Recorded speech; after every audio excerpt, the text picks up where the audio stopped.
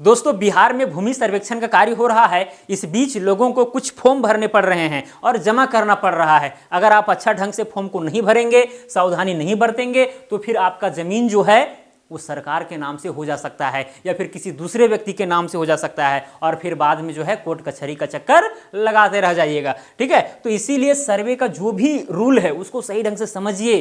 ठीक है, कौन कौन सा फॉर्म भरना है, किस तरह से भरना है, ठीक है, ये सब सीखिए पहले, उसके बाद भरिए। ठीक है, हड़बड़ाइए नहीं, ज़्यादा टेंशन नहीं लेना है। ठीक है, एकदम आराम से काम लेना है। ओके, तो दोस्तों आज हम बात करने वाले हैं प्रपत्र 3.1 के विषय में, जिसको आप वंशावली फॉर्म कह लीजिए। ठीक है, यानी आपके वंश वृक्ष भाई किस तरह से है, अगर आपको जमीन मिला है, ठीक है, तो किस आधार पर मिला है, कहां से मिला है, ठीक है, तो उसका जानकारी आपको इस फॉर्म के माध्यम से देना है। इसके पहले प्रपत्र 2 यानी फॉर्म 2 को कैसे भरना है, इसके ऊपर भी मैंने वीडियो बना रखा है। ठीक है, अगर आप नहीं देखें तो डिस्क्रिप्शन में लिंक मिल जाएगा, वहां से जाकर के आप उस वीडियो को देख लीजिएगा। साथ में दोस्तों आप सबके लिए एक सेपरेटेड प्लेलिस्ट भी बना दिए हैं बिहार भूमि सर्वेक्षण करके, तो वहां से जाकर के भी आप जो है बिहार भूमि सर्वेक्षण संबंधित जो है जितना भी वीडियो यहां से अपलोड किया जाएगा उस प्लेलिस्ट में जाकर के आप क्रमबद्ध तरीका से भी देख सकते हैं, ताकि कोई दिक्कत सर्वे में ना हो। ठीक है, तो चलिए दोस्तों, यहां पर वंशावली फॉर्म को कैसे भरना है वो मैं बताता हूं। तो यहां पर दोस्तों अधिनियम की धारा 5(1) के तहत जो ये फॉर्म भरवाया जा रहा है, ठीक है, कैसे भरना है इसको देख लीजिए। आप यहां पर सेवा में ये फॉर्म देखिए, कई लोग जो है ना कहेंगे कि भाई ये फॉर्म कहां मिलेगा, तो आपके यहाँ जो है सर्वे हो रहा है तो किसी भी जो है आप साइबर कैफे में चले जाइए या फिर जहाँ पर प्रिंट वगैरह होता है वहाँ पर निकालने के लिए बोलिएगा कि वंशावली फॉर्म निकाल दीजिए। ठीक है, तो वो निकाल देंगे, कोई दिक्कत नहीं है, हर जगह मिल जाएगा बिहार में। ओके, साथ में नेट पर भी उपलब्ध है, आप गूगल पर भी सर्च करेंगे बिहार सर्वे प्रपत्र 3 या फॉर्म 3(1), तो वहाँ पर भी आपको ऑनलाइन भी मिल जाएगा, कोई बड़ी बात नहीं है। चलिए, अब यहाँ पर क्या है, सेवा में शिविर प्रभारी, यानी देखिए सर्वे होगा तो भाई कैंप लगाया जाएगा, क्योंकि भाई लोगों के पास बहुत सारी समस्याएं होते हैं। ठीक है, किसी के पास ये समस्या, किसी के पास वो समस्या, बहुत सारी समस्याएं, तो उसके समाधान के लिए कैंप लगाया जाता है, शिविर लगाया जाता है। साथ में शिविर के माध्यम से, शिविर का पहला उद्देश्य तो ये होता है कि भाई सर्वे का जानकारी दी जाए यहाँ के लोगों को कि भाई किस तरह से होगा, सर्वे करने से क्या फायदा है, कौन कौन से स्टेप में क्या क्या चीज़ें होंगी, ये सारी चीज़ें बताई जाती है। साथ में लोगों का अगर कोई समस्या रहता है, कोई क्वायरी रहता है, तो वहाँ से आपको समाधान मिल जाता है। तो उस शिविर के, उस कैंप के जो प्रभारी होंगे उनको कुल मिलाकर के आप आवेदन दे रहे हैं। ठीक है, सेवा में शिविर प्रभारी अंचल, अब अंचल का नाम जो भी है आप यहाँ पर लिख दीजिए। मान के चलिए अंचल का नाम है रामपुर, तो यहाँ पर रामपुर आपको लिख देना है। ओके, जिला का नाम मान के चलिए महेशपुर है, तो यहाँ पर आप महेशपुर लिख दीजिए।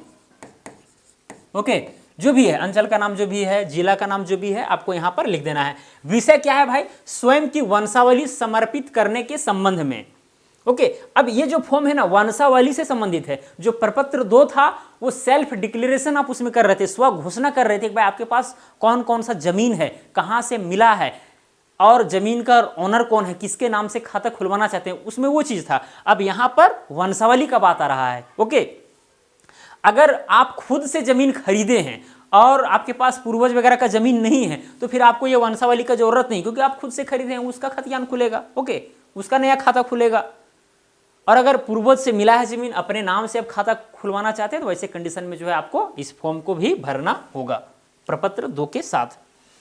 फिर यहाँ पर दोस्तों विषय तो जान ही रहे हैं, स्वयं की वंशावली समर्पित करने के संबंध में। महाशय, उपरोक्त विषय के संबंध में सूचित करते हुए कहना है कि मैं या हम लोग, यहाँ पर 2 चीज है।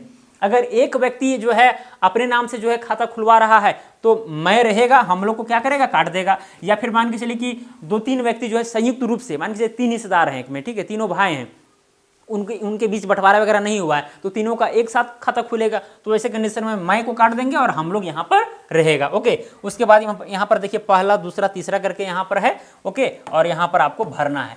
चलिए इसको ऊपर करते हैं, क्या भरना है देखिए। यहाँ पर पहला नंबर में श्री या श्रीमती। ओके, तो अधिकतर मामलों जो है पुरुष ही होते हैं उत्तराधिकार। ओके, तो वैसे कंडीशन में क्या हो जाएगा, श्री, जो भी नाम है, जो बड़ा जो पुत्र होगा या बड़ा हिस्सेदार जो होगा, बड़ा भाई होगा, उसका नाम आपको फर्स्ट में लिख देना है। ओके, तो मान के चलिए कि यहाँ पर कोई भी नाम मतलब रैंडमली हम ले रहे हैं। ठीक है, ऐसा नहीं कि समझिएगा कि हम अपने क्षेत्र का ले रहे हैं, ऐसा वैसा कुछ नहीं, वैसा कोई बात नहीं है। ठीक है, मान के चलिए नाम है खेलावन यादव। क्या नाम है, खेलावन यादव। और ये जो इनके जो पिता हैं या फिर ये जो हैं वो पुत्र किसके हैं, ठीक है। तो यहाँ पर आपको ये पुत्री और पत्नी श्री वाला काट देना है। और मान के चलिए कि खेलावन यादव के पिता का नाम खेमलाल यादव है, तो खेमलाल यादव आपको लिख देना है, खेमलाल यादव। ओके, उसके बाद मान के चलिए कि दूसरे जो हिस्सेदार है, दूसरा हिस्सेदार, उसका मान के चलिए रामावतार यादव नाम है, तो रामावतार यादव लिख देंगे। फिर पिता वही खेमलाल यादव हो जाएगा। फिर मान के चलिए तीसरा व्यक्ति है, उसका नाम है रामू यादव, तो रामू यादव लिख देंगे। और यहाँ पर देखिए ये वाला तो ये सब कट जाएगा, पुत्र खेमलाल यादव का। और यहाँ पर दोस्तों देखिए तीसरा नंबर में क्या है, रामू यादव, इनके भी पिता जो है खेमलाल यादव हैं। ओके, अब यहाँ पर पुत्र वगैरह नहीं लिखा हुआ है, तो इसको काट करके आप यहाँ पर डायरेक्ट पुत्र लिख दीजिए, ठीक है। तो पुत्र किसका, तो खेमलाल यादव का, खेमलाल यादव का। ओके, यहाँ पर भी जो है हम लिख ही देते हैं खेमलाल यादव। इस तरह से आप भर दिए तीनों हिस्सेदार का। हो सकता है 3 से ज़्यादा हिस्सेदार होंगे तो फिर आपको यहीं पर जो है छोटा छोटा अक्षर में यहीं पर लिख सकते हैं, या फिर ज़्यादा हिस्सेदार हैं तो फिर आप 2 फॉर्म का भी यूज कर सकते हैं। ओके, फिर साथ में दोस्तों यहाँ पर देखिए अगर पुत्री या कोई पत्नी हो, अगर उसका जानकारी आप देना चाहते हैं तो वो भी दे सकते हैं, लेकिन ज़रूरी नहीं है। यहाँ पर अगर 3 हिस्सेदार हैं कुल मिलाकर के, तो भाई तीनों हिस्सेदार का खतियान में रहेगा, पत्नी वगैरह को कोई मतलब नहीं है, ठीक है, जिसको आप खाली छोड़ सकते हैं। निवासी, अब जहाँ के ये सब निवासी हैं उनका उसका यहाँ पर डेटा लिखना है। ओके, क्या लिखना है, वहाँ का डेटा लिखना है। मान के चले कि निवासी हैं रामपुर का, ठीक है, मान के चलिए कि जो अंचल है वही उनका गांव है, ग्राम भी जो है रामपुर है। ओके, थाना जो है विश्रामपुर है, अंचल भी जो है रामपुर ही हो जाएगा। ओके, जिला महेशपुर है, जाति यादव है। ओके, तो इस तरह से जो है आपको फॉर्म भरना है। ओके, ने भूमि जिसका विवरण आवेदन के साथ संलग्न प्रपत्र 2 में अंकित है। अब यहाँ देखिए संलग्न प्रपत्र 2, अब साथ में जो है प्रपत्र 2 हम बताए थे, इसके पहले वाला वीडियो में बताए थे प्रपत्र 2 कैसे भरना है। तो जो इसके साथ अटैच रहेगा वो वाला फॉर्म, ओके, तो अंकित है, वो किसके नाम से वो जमीन है उसका डिटेल यहाँ पर देना है, ठीक है। तो यहाँ पहले ही जो है स्व लिखा हुआ है, स्वर्गीय लिखा हुआ है, मतलब मृत व्यक्ति के नाम से तो खाता खुलेगा नहीं। अगर जिनके नाम से खाता है वो जीवित है तो उन्हीं के नाम से खाता खुल जाएगा। अगर वो मृत हो गए हैं तभी ना ये तीनों जो है खेलावन यादव, रामावतार यादव, रामू यादव जो है सो अपना संयुक्त खाता खुलाना चाह रहे हैं। ओके, तो वैसे में जो है जिनके नाम से होगा, मान के चलिए खेमलाल यादव के नाम से था, खेमलाल यादव के नाम से अगर है जमीन, जिस जमीन का डेटा जो है प्रपत्र 2 में दिया गया है, तो फिर खेमलाल यादव लिख देना। ओके, और मान के चलिए कि भाई इन लोग का दादा का जमीन होगा तो फिर जो दादा होंगे उनका वहां पर नाम लिखना है यहाँ पर। ओके, जिनके नाम से जमीन रहेगा वो यहाँ पर आपको लिखना है। अब खेमलाल यादव का पिता का नाम जो भी होगा सुखलाल यादव लिख देते हैं। क्या लिख देते हैं, सुखलाल यादव, तो सुखलाल यादव हो गया। फिर ग्राम, भाई जमीन जहां पर है वहां का यहाँ पर एड्रेस देना है, ठीक है। तो यहाँ पर ग्राम में रामपुर ही हम लोग लिखे हैं, तो यहाँ पर रामपुर लिख देते हैं, कई मामलों में जो है यही रहेगा। साथ में दोस्तों यहाँ पर जो राजस्व ग्राम, राजस्व ग्राम भी जो है हम लोग यहाँ पर रामपुर, जो प्रपत्र 2 में भरे होंगे राजस्व ग्राम वो चीज़ भरना है। यहाँ पर हम रेंडमली जो है नाम भर दे रहे हैं, ऐसे कोई दिक्कत नहीं है। अंचल रामपुर के जमाबंदी क्रमांक संख्या है, यानी इनके नाम से अगर खेमलाल यादव के नाम से अगर जमीन है तो इनका जमाबंदी संख्या भी होगा, वो जमाबंदी संख्या यहाँ पर आपको भरना है। मान के चलिए कि जमाबंदी संख्या 241 है, 241 भर देना है, ठीक है। जो राजस्व ग्राम इतना, अंचल इतना में जमाबंदी क्रमांक संख्या 241 में प्रविष्ट थे कि अगर खरीद का जमीन है तो यहाँ पर क्रय वाला लिखना है, विक्रय का जमीन मतलब या फिर दान में मिला है तो वो जमीन लिखना है, या फिर यहाँ पर डायरेक्ट इसको आप खाली भी छोड़ दीजिए, कोई चलेगा, कोई दिक्कत नहीं है। ओके, खतियान में अंकित खाता संख्या, अब खतियान में अंकित, या फिर यहाँ पर जो है आप कैडेस्ट्रल या रिविजनल, अगर रिविजनल सर्वे वाला खतियान है तो यहाँ पर रिविजनल सर्वे लिख दीजिएगा, अगर कैडेस्ट्रल सर्वे वाला है तो कैडेस्ट्रल सर्वे यहाँ पर लिख सकते हो, कोई दिक्कत वाली बात नहीं है। ओके, या फिर खाली भी छोड़ दीजिएगा, उससे कोई दिक्कत होने वाला नहीं है। खाता संख्या, अब खाता संख्या मान के चलिए कि 62 है तो 62 लिखा जाएगा। ओके, जो खेमलाल यादव का जो खाता संख्या होगा वो लिखा जाएगा। खेसरा संख्या, अब जितना भी खेसरा होगा, अब प्रपत्र 2 में जितना खेसरा आप भरे होंगे, मान के चलिए 3 खेसरा भरे हैं, एक भरे हैं 441, एक है 446, एक है 504, यहाँ पर 3 खेसरा है, तो तीनों का कुल रकबा मान के चले कि 6 एकड़ 20 डिसमिल है, तो 6.20 यहाँ पर एकड़ लिख देंगे, 6 एकड़ 20 डिसमिल हो गया, वो भर देना है आपको। लगान, अब लगान कितना रसीद में पता चलेगा कि लगान क्या लगता है, ओके, तो वो यहाँ पर लिखना है। अगर इसको छोड़ दीजिएगा कोई दिक्कत नहीं, अगर नहीं जानते हैं, नहीं समझ में आ रहा है तो छोड़ देना है आपको, ओके। को उत्तराधिकार या बंटवारा के आधार पर हित अर्जित किया है। अब मान के चलिए इन लोग तीनों जो है संयुक्त रूप से खाता खुला रहे हैं, तो बंटवारा तो हुआ नहीं है। बंटवारा अगर हुआ रहता तो तीनों अलग अलग ये फॉर्म भरते हैं, वंशावली वाला, तीनों का अलग अलग खाता खुलता है, लेकिन ऐसा तो है नहीं। तो ऐसे कंडीशन में उत्तराधिकार रहेगा, बंटवारा को आपको काट देना है, ओके।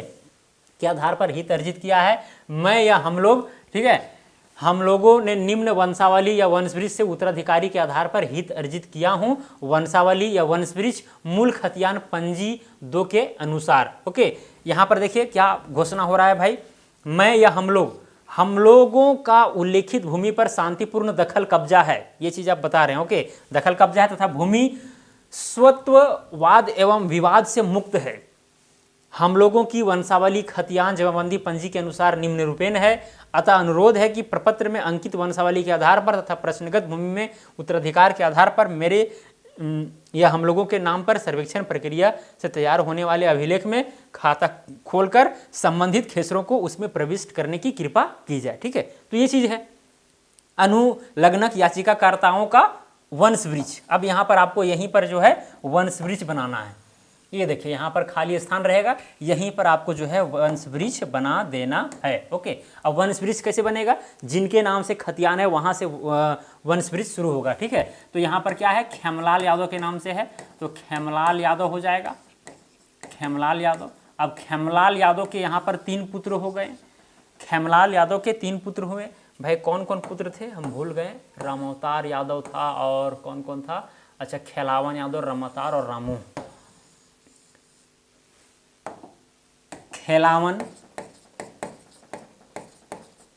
खेलावन यादव, फिर है यहाँ पर रामअवतार यादव,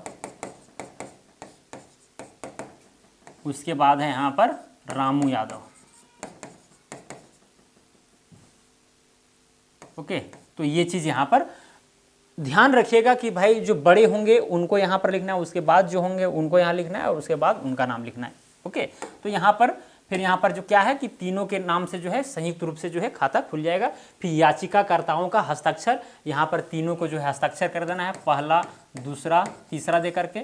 अगर यहाँ पर तीनों का हस्ताक्षर नहीं अटेगा तो यहाँ पर जो है पहला दूसरा तीसरा करके भी दे सकते हैं, कोई दिक्कत वाली बात नहीं है। या फिर पहला दूसरा दे दीजिए, तीसरा नीचे दे दीजिए, वैसा कोई दिक्कत होने वाला नहीं है, ओके। अब क्या होगा दोस्तों, यहाँ पर आप वंशवृक्ष बना दिए। अब ये भी हो सकता है कि ये तो भाई इनके पिताजी के नाम से जमीन था, हो सकता है दादाजी के नाम से होगा, तो वंशवृक्ष उसी के आधार पर आपको बताना है, बनाना है, ओके। अब क्या होगा, इसको आपको वेरिफिकेशन कराना है सरपंच के माध्यम से, जो आपके सरपंच होंगे वहाँ से जो है इसका वेरिफिकेशन कराना होगा, और साथ में जो आपके पंचायत सचिव होंगे उनके माध्यम से जो है आपको इसका वेरिफिकेशन कराना होगा, तब जा करके ये चीज़ वैल्यूएबल रहेगा, ओके। तब जा करके ये जो आपका वंशावली है वो तैयार हो जाएगा, और फिर प्रपत्र 2 के साथ जितने भी पेपर हैं वंशावली लगा रहेगा, ओके। और अटैच करके आपको फिर जा करके शिविर में जमा करना है और वहाँ से आपको रिसिप्ट मिल जाएगा, ओके। ये भी हो सकता है दोस्तों, यहाँ पर अगर ये जो वंशवृक्ष है वो बहुत बड़ा हो रहा है तो आप अलग पेज में, ठीक है, मतलब सादा पेज में अलग से उसको ये करके और इसके पीछे आप अटैच कर सकते हैं, कोई दिक्कत नहीं है। ऐसा नहीं कि यहाँ पर जो खाली स्थान है यहीं पर बनाना है, हालांकि यहीं पर बनाना चाहिए, अगर यहीं पर समा जाता है तो ठीक है, यहीं पर बना दीजिए, अन्यथा आप जो है अलग से सादा पेज में बना करके भी जमा कर सकते हैं, कोई दिक्कत वाली बात नहीं है, ओके। साथ में दोस्तों हम बता दिए हैं कि भाई सरपंच से, पंचायत सचिव से जो नियम है वंशावली बनाने का, उसके तहत आपको जो है काम करना होगा, तब जा करके ये फाइनलाइज होगा, वेरिफिकेशन होगा। साथ में जब जिस समय सर्वे होगा, ग्राम सभा वगैरह होगा, जिसमें पब्लिश किया जाएगा सर्वे के समय में, मतलब बीच बीच में पब्लिश होते रहता है, 3 बार आपको मौका भी मिलेगा। अगर कुछ त्रुटि होता है पब्लिक डोमेन में जो चीज़ें पब्लिश की जाएगी कि भाई ये ज़मीन इसका है, इसका चौहद्दी ये है, ओके, मतलब सारा चीज़ जो दर्शाया जाएगा, उसमें अगर किसी तरह का आपको दिक्कतें लगती है तो फिर उसके आधार पर आप जो है आवेदन कर सकते हैं प्रपत्र 8 के माध्यम से, 14 के माध्यम से, 20 के माध्यम से, उसके विषय में भी आपको बारीकी के साथ बताएंगे, चिंता आपको नहीं करना है, केवल हमारे इस चैनल पर आप बने रहिए, सारा जानकारी लगभग में आपको दी जाएगी। तो 3 बार मौका भी मिलता है, ऐसा नहीं है कि एक बार जमा कर दिए तो हो। मतलब स्व घोषणा में कई लोग जो है गलत भी भर करके जो है मतलब बहुत सारा प्लॉट दे रहे हैं। ओके, तो सब नहीं हो जाएगा, पेपर दिखाना पड़ता है, पेपर दिखाइएगा, अमीन लोग जाएंगे वहाँ पर कब्जा देखेंगे, भाई किसका कब्जा है, ओके, वहाँ से मिलान होगा, उसके आधार पर जो है खतियान तैयार होगा। ऐसा नहीं कि भाई अंदाजी हो जाएगा, आप जो स्व घोषणा में प्रपत्र 2 में भर के दिए हैं बस तैयार हो गया, नहीं, वेरिफिकेशन होगा, जांच पड़ताल होगा। अब जब पेपर आपके पास पुख्ता कागज नहीं रहेगा तो फिर वो सरकार के नाम से हो जाएगा, या फिर जिनका मतलब दूसरा, अगर दूसरा व्यक्ति होगा उसका ज़मीन आप अपनाए हुए हैं तो अगर उधर ज़मीन निकलेगा तो किसी दूसरे व्यक्ति के नाम से हो जाएगा। तो ये चीज़ है। ओके, और दोस्तों ये डिजिटल सर्वे है, ये अंतिम सर्वे है, इस बात को भी ध्यान में रखना है। इसके बाद सर्वे नहीं होगा, एकदम डिजिटलाइज हो जाएगा। जिस तरह से पहले कैडेस्ट्रल सर्वे हुआ था, उसके बाद रिविजनल हुआ, रिविजनल के बाद अभी डिजिटल हो रहा है ना। अब डिजिटल अगर एक बार हो गया तो उसके बाद सर्वे एकदम नहीं होगा। क्यों? क्योंकि भाई हर चीज़ ऑनलाइन हो जाएगा, जो भी ज़मीन आदमी खरीदेगा बेचेगा, ठीक है, तो ऑनलाइन वहाँ पर सब नक्शा वगैरह कट जाएगा, सब कुछ अपडेट रहेगा, तो फिर सर्वे करने की ज़रूरत भी नहीं पड़ेगी। ओके, चलिए दोस्तों, मुझे उम्मीद है कि इस फॉर्म को कैसे भरना था समझ में आ गया होगा। और फॉर्म है जिसको हम वीडियो के माध्यम से आपको बताएंगे कि कैसे भरना है। तो यहाँ पर 2 फॉर्म के विषय में मैंने बता दिया। ओके, इसके पहले वाला वीडियो में प्रपत्र 2 यानी फॉर्म 2 के विषय में, और यहाँ पर प्रपत्र 3 यानी फॉर्म 3 के विषय में कैसे भरना है हम बता दिए। ओके, तो चलिए दोस्तों, आज के लिए इतना ही। अब मिलेंगे अगला वीडियो में। जय हिंद, वंदे मातरम।